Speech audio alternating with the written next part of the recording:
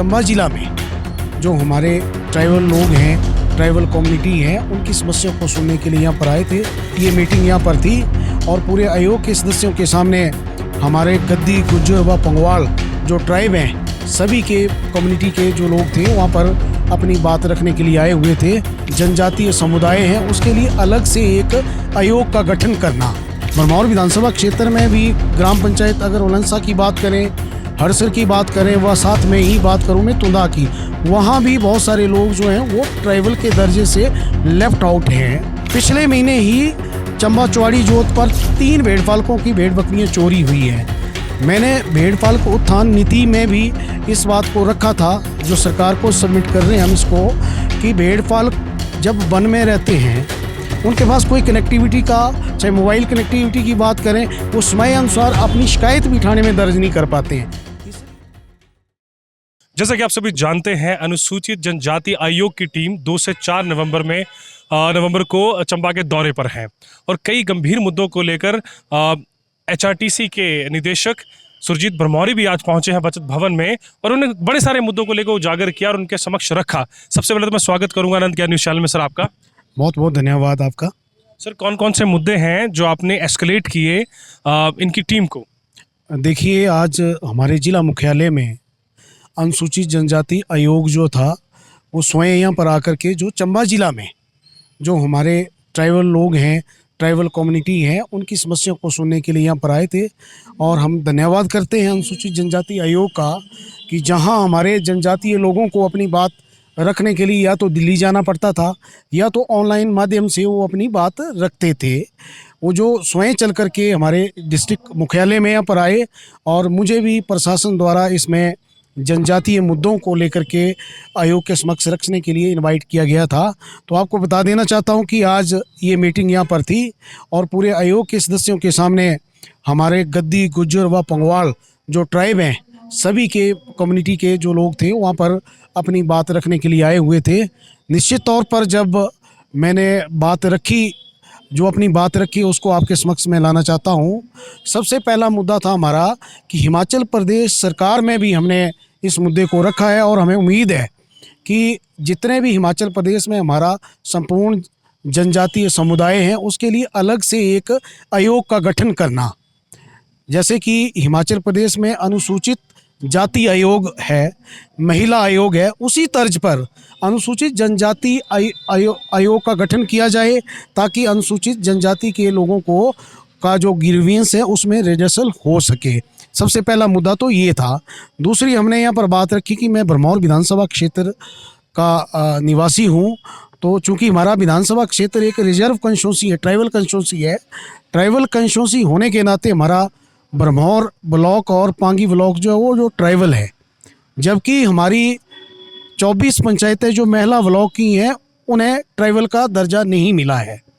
मैं ये कहूँगा कि भरमौर विधानसभा क्षेत्र में भी ग्राम पंचायत, अगर उलंसा की बात करें, हड़सर की बात करें, व साथ में ही बात करूँ मैं तुंदा की, वहाँ भी बहुत सारे लोग जो हैं वो ट्राइबल के दर्जे से लेफ्ट आउट हैं। उस मुद्दे को भी बड़े जोर शोर से यहाँ पर उठाया गया। बात करूँ महिला ब्लॉक की जो 24 पंचायतें हैं, जब कांगड़ा, चंबा के गद्दी, गुज्जर जितने भी हमारे लोग थे उनको ST का दर्जा दिया गया, उसमें जो है महिला ब्लॉक की हमारी जो 24 पंचायतें हैं उनका खान पान, रहन सहन और जियोग्राफिकली जो टोपोग्राफी है बहुत दूर दराज है। वो लोग जो हैं वो जनजातीय दर्जे से छूटे हैं। आयोग के समक्ष हमने ये बात रखी है और आयोग ने हमें इसके ऊपर कहा है कि आप अपना एक पिटीशन बना करके हमें सबमिट करें और जो आपके इसमें तर्क हैं वो आयोग को मैं उसको बहुत जल्द सबमिट करूंगा। चाहे वो लेफ्ट आउट हमारे भरमौर विधानसभा की पंचायतों के लोग जो ट्राइबल दर्जे से छूटे हैं और साथ में ही जो महिला ब्लॉक की पूरी 24 पंचायतें हैं जहाँ गद्दी जनजाति के लोग रहते हैं, उसके लिए पिटीशन दायर करके माननीय आयोग को दिया जाएगा और साथ में उसकी कॉपी राष्ट्रपति को भी भेजी जाएगी। साथ में हालांकि ये मुद्दा जो है लेजिस्लेचर लेवल पर ज़्यादा ज़रूरी है क्योंकि ये जो दर्जा दिए जाने वाली बात है ये केंद्र का विषय है। तो विधानसभा स्तर पर हम जो हमारे ट्राइबल मिनिस्टर हैं वह ट्राइबल विधानसभाओं से चुने हुए जो प्रतिनिधि हैं उनके समक्ष भी ये बात रखें कि आने वाले 70 में एक प्रस्ताव पारित करके वो केंद्र को भेजा जाए ताकि जो हमारे लेफ्ट आउट लोग हैं जिनको जनजाति दर्जा नहीं मिला उनको मिल पाए। तीसरा जो सबसे महत्वपूर्ण मुद्दा था उसको भी मैं ब्रीफ कर देता हूँ। जो हमारा गद्दी समुदाय है, गद्दी समुदाय का जो पुश्तैनी पेशा रहा है भेड़ बकरी पालन रहा है। आज हिमाचल प्रदेश में सरकारी आंकड़े के अनुसार लगभग 20 लाख भेड़ बकरियां हैं और उसमें घुमंतू भेड़ पालक जो है उनको जो अपने ट्रैक पर कांगड़ा चंबा या फिर पंजाब के दूसरी जगहों में जब वो अपने पलायन करते हैं भेड़ बकरियों के साथ, तो जगह जगह चोरी के बहुत सारे मुद्दे हो रहे हैं। पिछले महीने ही चंबा चौड़ी जोत पर 3 भेड़ पालकों की भेड़ बकरियां चोरी हुई हैं। मैंने भेड़ पालक उत्थान नीति में भी इस बात को रखा था, जो सरकार को सबमिट कर रहे हैं हम इसको, कि भेड़ पालक जब वन में रहते हैं उनके पास कोई कनेक्टिविटी का, चाहे मोबाइल कनेक्टिविटी की बात करें, वो समय अनुसार अपनी शिकायत भी थाने में दर्ज नहीं कर पाते हैं। इसलिए हमने आयोग के सामने ये बात रखी है कि सबसे बड़ा समुदाय गद्दी समुदाय, यहाँ पर भेड़ पालन उनका व्यवसाय है, उनके लिए कारगर नीति बनाते हुए एक टोल फ्री नंबर, जैसे वुमेन उसके लिए टोल फ्री नंबर है या फिर मुख्यमंत्री एक शिकायत निवारण के लिए टोल फ्री नंबर है, वैसे ही भेड़ पालकों के लिए एक टोल फ्री नंबर जारी हो जिसमें फॉरेस्ट विभाग, पुलिस विभाग के और साथ में ही प्रशासन और एनिमल हस्बेंड्री के लोग जुड़े हों और उस कॉल को डाइवर्ट करके मतलब किया जाए, चाहे वो आपदा से जुड़ी हुई कोई बात हो, चाहे चोरी की समस्या की बात हो या वैक्सीनेशन या कोई महामारी से जुड़ा मुद्दा हो।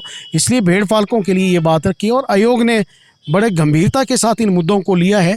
आने वाले समय में इसके कोई रिजल्ट निकलेंगे। सर, एक और बहुत बड़ी बात कही जाती है, ट्राइबल एरिया के जो लोग हैं माइग्रेट बहुत करते हैं, जॉब करने की तलाश में मेट्रो सिटीज़ में जाते हैं, तो जो उनके लिए स्कीम्स बनाई गई हैं वो एक आखिरी घर तक पहुंचना, सबसे मेन चीज़ तो ये है कि अगर सेंटर से स्कीम कोई बन रही है, स्टेट लेवल पे कोई बन रही है, वो आखिरी घर तक पहुंचना, खासकर ट्राइबल के लोगों के लिए। वो वैसे ही दूर दराज एरियाज़ में रहते हैं, कट ऑफ हैं बड़ी सारे जगहों से, ट्रांसपोर्टेशन की भी दिक्कत, आपने कम्युनिकेशन की भी जो दिक्कत बताई, तो इसको लेकर विभाग कितना गंभीर दिख रहा है?